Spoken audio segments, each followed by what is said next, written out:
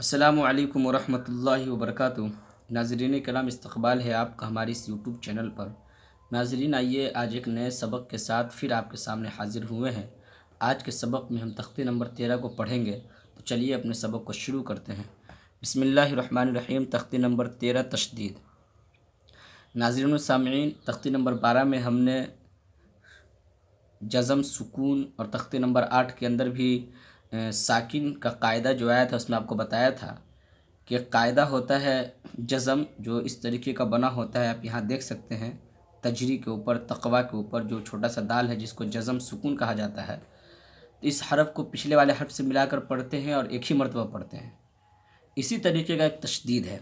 तशदीद को आप बगौर समात फरमाएँ, बगौर देखें तो आपको समझ में आ जाएगा कि तशदीद 3 शोशे वाला है। शीन का छोटा सा टुकड़ा है तशदीद। यहाँ पे देखिए 3 शोशा वाला तशदीद है, तो इसको तशदीद कहा जाता है।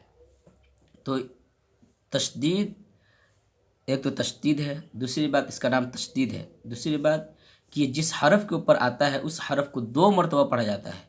एक मरतबा जो उसके पीछे वाला हरफ होता है उससे मिलाकर, और एक मरतबा उसको खुद से अलग से पढ़ते हैं। जिस हरफ के ऊपर तशदीद होता है उसको पढ़ते हैं। दूसरी बात, तशदीद अगर नून और मीम के ऊपर हो, ऐसा तशदीद अगर नून और मीम के ऊपर हो तो वहाँ पे गुन्ना होगा। गुन्ना कहते हैं नाक में आवाज़ को छुपा लेना, जैसे अन्ना। और तीसरी बात यह है तशदीद की, तशदीद की आवाज़ में एक किस्म की सख्ती होती है, यानी कि गुस्से की हालत में पढ़ना है, सख्ती तरीके से पढ़ना है। तो तशदीद के 3 हालत हैं। तशदीद 3 तरीके से पढ़ा जाता है। तो आप इसको समझ गए होंगे कि पहला, तशदीद वाले हरफ को 2 मरतबा पढ़ते हैं, एक मरतबा पिछले वाले हरफ से मिलाकर और एक मरतबा उसको अलग से। दूसरा, तशदीद की आवाज़ में एक किस्म की सख्ती होती है। और तीसरा जो है, तशदीद नून और मीम पर हो तो गुन्ना कहलाता है और गुन्ना होगा। तशदीद की आवाज़ में एक किस्म की सख्ती होती है, नून और मीम पर तशदीद हो तो गुन्ना होगा। नाक में थोड़ी देर आवाज़ को रोकना गुन्ना कहलाता है। गुन्ना की मिक़दार 1 अलिफ के बराबर है, जैसे अन्ना। अब्बा, हमज़ा बा ज़बर अब, बा ज़बर ब, अब्बा अब्बा। पिछले सबक में हमने पढ़ा था अब, इब, उब। पिछले सबक में हमने पढ़ा था अब इब उब, इसीलिए कि इस पे जज़म है। तो जज़म वाले हर्फ को एक ही मरतबा पढ़ेंगे पीछे वाले हर्फ से मिलाकर, जैसा कि हमज़ा से मिलाकर बा को पढ़ेंगे अब। लेकिन तशदीद वाले हर्फ को जो है हम 2 मरतबा पढ़ेंगे।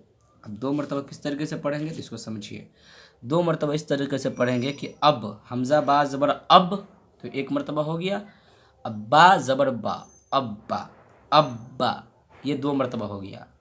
इब्बा उब्बा, अब्बी इब्बी उब्बी, अत्ता इत्ता उत्ता, अत्ती इत्ती उत्ती, इज्जा इज्जी इज्जू उज्जा उज्जी उज्जू, अब्बन इब्बन उब्बन, अब्बिन इब्बिन उब्बिन, बब्बुन बिब्बुन बुब्बुन, तब्बन तुब्बिन तुब्बुन। अब देख सकते हैं कि इस तमाम हरफ को पढ़ने में सख्ती होती है, जैसे जब्बा जिब्बा जुब्बा।